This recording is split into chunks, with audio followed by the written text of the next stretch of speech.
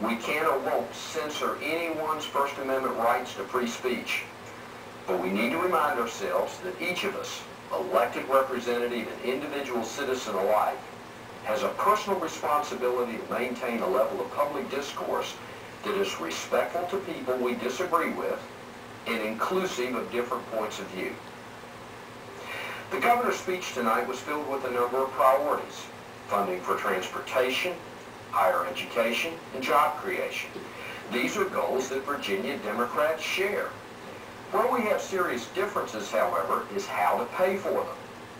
In 2010, voters from around the country, including here in Virginia, went to the polls with a very simple message for their government: watch your spending, and stop mortgaging our future by spending more money than you're taking in. Well, Virginia Democrats heard you loud and clear. I recall that Governor McDonnell campaigned for dozens of Republicans and Tea Party candidates who were running on that very message. But while he talks a good game about small government and cutting spending, his legislative agenda sometimes suggests that he's not gotten the point made in the last election when it comes to deficit spending. Virginia has a long tradition of responsible financial management. We don't spend money we don't have. We don't run up massive amounts of debt. We balance our budgets fairly and honestly. For 8 years, Democratic governors Mark Warner and Tim Kaine ran this Commonwealth using those principles of responsible fiscal leadership and pay-as-you-go budgeting that earned Virginia a AAA bond rating and a reputation as one of the best managed states in the country. The legislative agenda that the governor outlined tonight is a pretty big departure from those principles.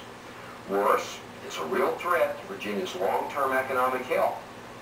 The governor has a long wish list of expensive items, but no sound plan on how to pay for them.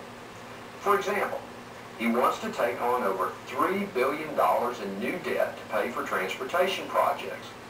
The end result could very well be that we wind up stacking more government debt on top of Virginia families at a time when many of them are having trouble paying their own bills. We can't afford to let the governor put it all on the state's credit card for future generations to pick up the tab.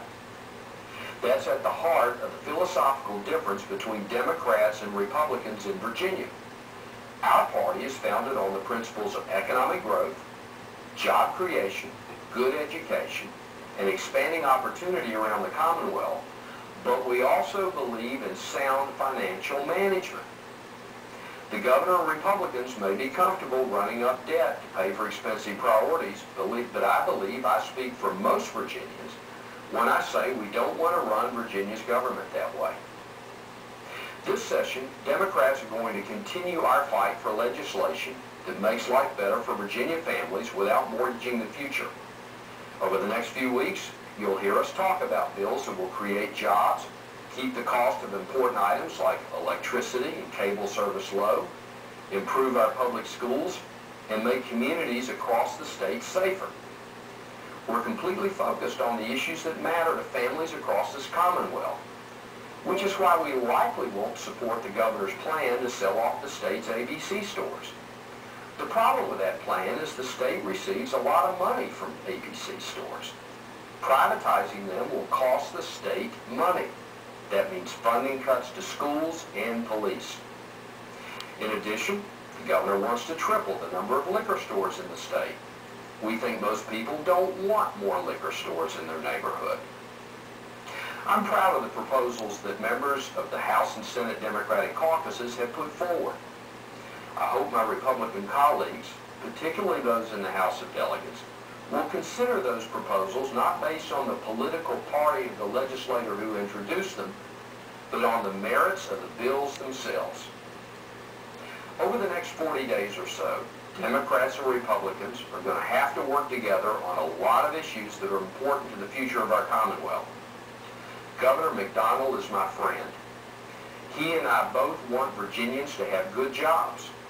We both want our kids to have a good education.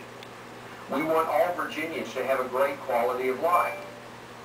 Where we disagree is how to get there. So what to do?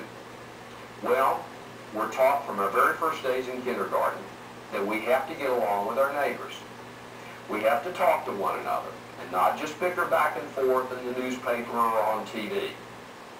We have a lot of differences, but we also agree on a lot as well.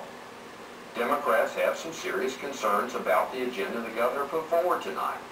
And while we'll continue to make those concerns known, that doesn't mean we aren't open to working with Governor McDonnell and Republicans to find common ground and get things done. I really believe we can work together to find solutions to our problems and do it without saddling taxpayers with too much debt.